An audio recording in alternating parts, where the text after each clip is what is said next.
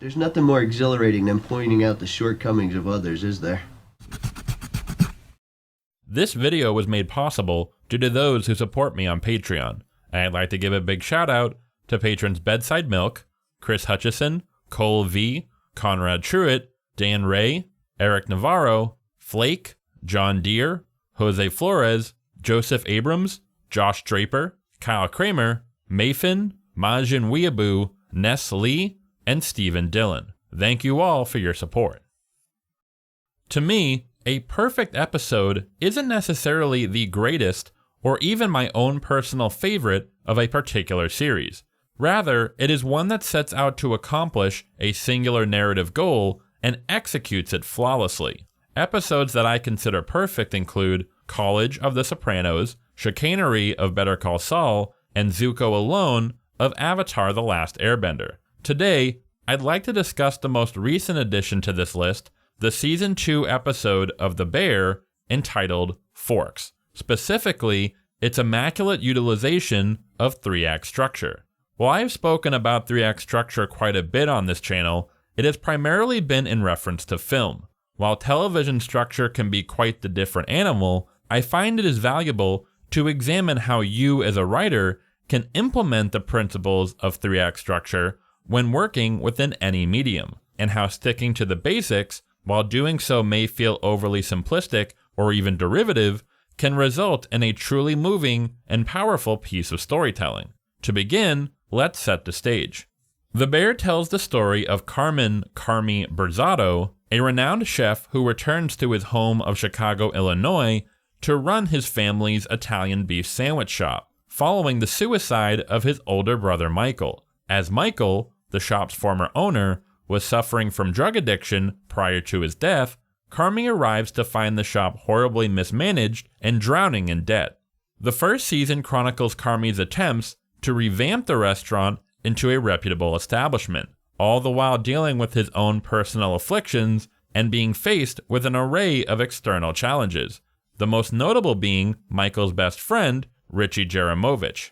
Initially, Richie is almost framed as the show's primary antagonist. He undermines Carmy's authority, scoffs at any attempt to amend the shop's operations, and is a constant pain in the ass for pretty much everyone, as he never seems to take anything seriously. But as the series goes on, a far more complex picture begins to take shape.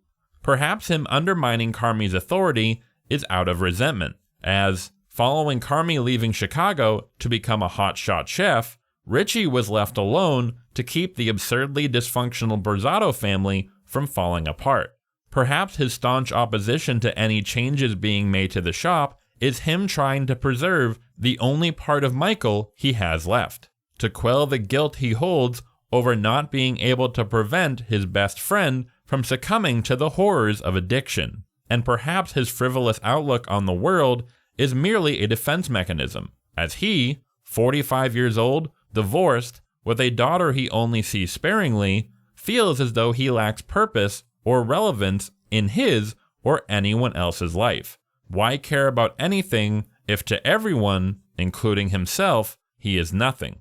Richie's despair is only compounded come season 2, when, after the shop is shut down and set to be renovated into a more upscale dining spot, he has lost the one place where he felt like he belonged, and fears being left behind. Following Richie's attempts to help with the renovation, all predictably resulting in disaster, he tried to fucking steal power from our neighbors. Carmy, hoping that Richie has it within him to make something of himself, sends him to stage at a 3-star Michelin restaurant, which is where our episode begins. But before we dive into breaking the episode down, seeing as The Bear is all about making some truly bomb-ass food, and sure, family trauma, or whatever, it is only fitting that we discuss this video's sponsor, Factor. Let's stop the cap. Your attempts at home cooking probably end as successfully as when I tried to make raspberry creme brulee to impress a date. You don't trust yourself, who would? So trust Factor to ship you no prep, no mess meals curated by actual chefs. Their never frozen meals are perfect if you have a busy schedule and have resorted to the bag of convenience store pizza pockets that have been sitting in your freezer for the last 8 months for sustenance. You'll save so much money not ordering takeout, you'll have no excuse not to donate to those charities that try to guilt trip you at the grocery store checkout. But we all know you still won't donate, just accept that you're a bad person. With over 27 meal and 34 add-on options, Factor offers the most convenient way to eat well while never having to leave the comfort of home, so you can maintain your lifestyle as an unproductive drain on society. Use my link or go to go.factor75.com and use this code for 50% off your first box. And now, back to our video.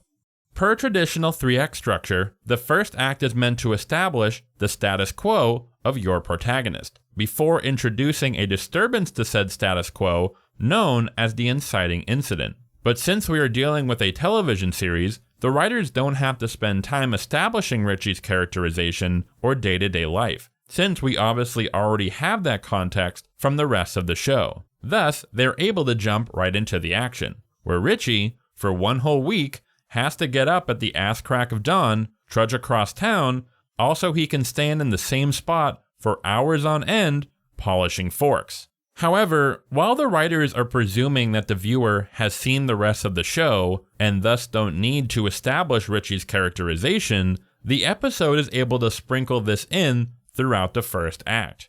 He is indignant at having to do something as, in his eyes, lowly as polishing forks. He treats staging at one of the finest restaurants in the world as not a priceless opportunity that many would kill for, but rather a petty nuisance. And instead of seeing that Carmy sent him here as a learning experience, Richie is convinced he only did so to get rid of him. In only a few short minutes, we are given a sense of Richie's character. A man who was never committed to anything greater than himself, who scoffs at those who find passion or some greater purpose in their work, and assumes no one believes in him, which it is apparent is merely as a result of Richie not believing in himself.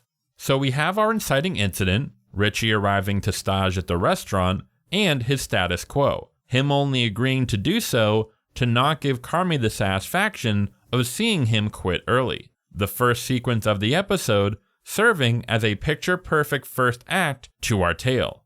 Now it's time to break into the second act. After a few days of polishing forks for hours on end, Richie expresses his umbrage to his superior, Garrett, him having had enough of what he considers meaningless work. Garrett orders him outside, and it is here we presume this will be the end of Richie's journey. He will be dismissed and go back to his status quo of not caring about anything. But rather than telling Richie off, Garrett instead expresses his own passion for his work. How the thrill and flattery of working at a place that so many people look forward to dine at instills within him a sense of meaning, and simply asks Richie that, even if he thinks people finding purpose in something as mundane as polishing forks is silly, to at least have enough respect for his coworkers and himself to perform his duties, to which Richie agrees. Perhaps it was Richie admiring or even being envious of Garrett's passion for his work, or perhaps it was the fact that Garrett seemed to sincerely reach out to him instead of just calling him an aimless loser, which is probably what Richie expected. Whatever the particular reason, this interaction sparks a fire within Richie, and he makes the decision to commit himself to this opportunity, a shift in character which serves as the first act turn and brings us into Act 2. While this may seem like a rather understated beat to serve as the first act turn, which is often marked by some massive world-altering shift or entry into a completely new realm, if you check out my crash course on 3-act structure, I discuss how while the first act turn is marked by our protagonist entering a new world, this doesn't have to be literal. In Richie's case, he is entering a new world of sorts, one in which he decides to take a gamble, to put his own self-worth on the line in order to make something of himself. Following the first act turn, we see a significant shift in Richie's attitude. He begins to make an effort, asking questions about the ins and out of the restaurant. Slowly he begins to see that all of this fine dining hullabaloo he used to scoff at actually means a lot to people, that it can be used to make someone's day or brighten their spirit, that the people around him are not simply stuck-up, pretentious wannabes, but people who find purpose in serving others, in giving them a once-in-a-lifetime experience. Even as Richie faces another setback, learning that his ex-wife is getting remarried, he continues to maintain his positive outlook. He is, for perhaps the first time in his life, giving it his all, striving for a chance to prove to everyone, including himself, that he is worth a damn. Richie is given said chance come the midpoint of our story, in which he is promoted from polishing forks to trailing Garrett for the day. While the midpoint can be executed in a variety of manners and is largely dependent on the specifics of your story, put simply, it is a moment where our story shifts gears in some way. Our character's main goal changes, one major conflict is settled, another begins, our antagonist seems to have been defeated, but then we learn this was all part of their plan.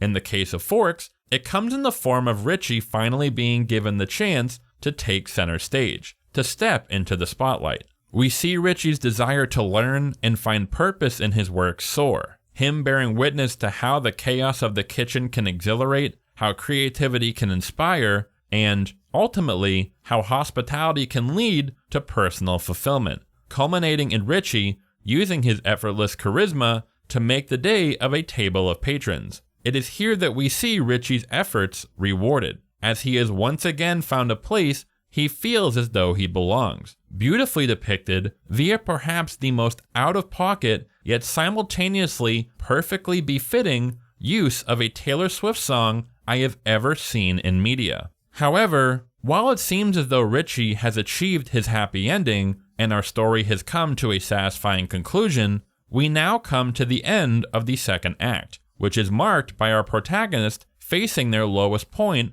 of their journey. Despite Richie finally feeling as though he has found a place where he can bring value to the lives of others, his week of staging is coming to an end, something he is clearly dreading. Having found some sense of direction in his life, he, and we the audience, are terrified of witnessing him fall back into his old ways. We see this demonstrated when he speaks with Carmi and accuses him of only sending him away in order to get rid of him, which is exactly the attitude we see him express at the beginning of the episode.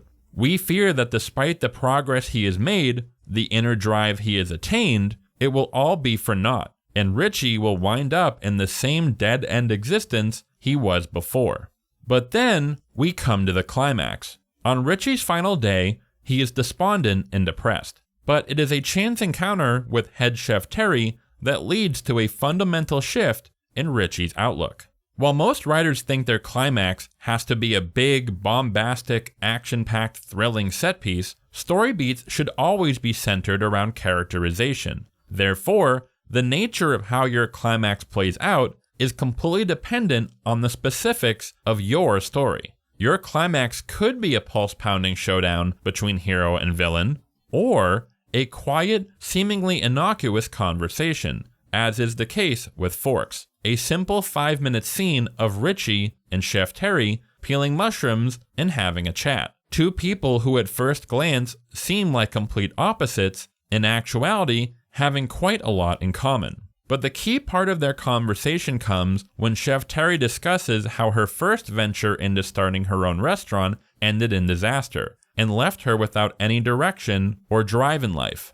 On a dark, rainy night, where she was sulking in her own misery, believing this was the end of the road for her, she happened upon a restaurant space for lease, and decided to give it another go. The lesson being that setbacks are simply a part of life. Failure is not a destination. You will fail. You will fall down. But you have to know it isn't the end. That you can find a new path forward. And that is what life is all about. As Chef Terry goes to leave, she tells Richie that Carmi told her he believes in him, dispelling his initial belief that Carmi simply thought of him as a nuisance to get rid of.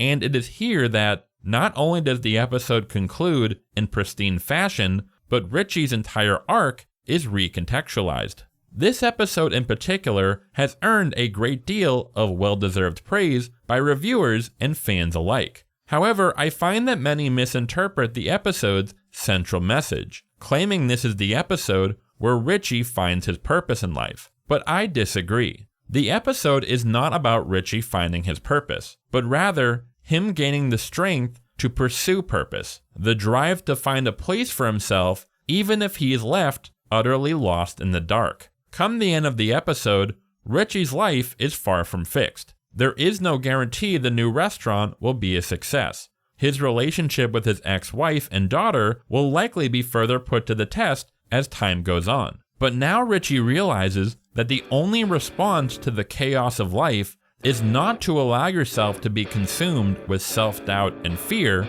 but rather to put it all on the line and make every second count.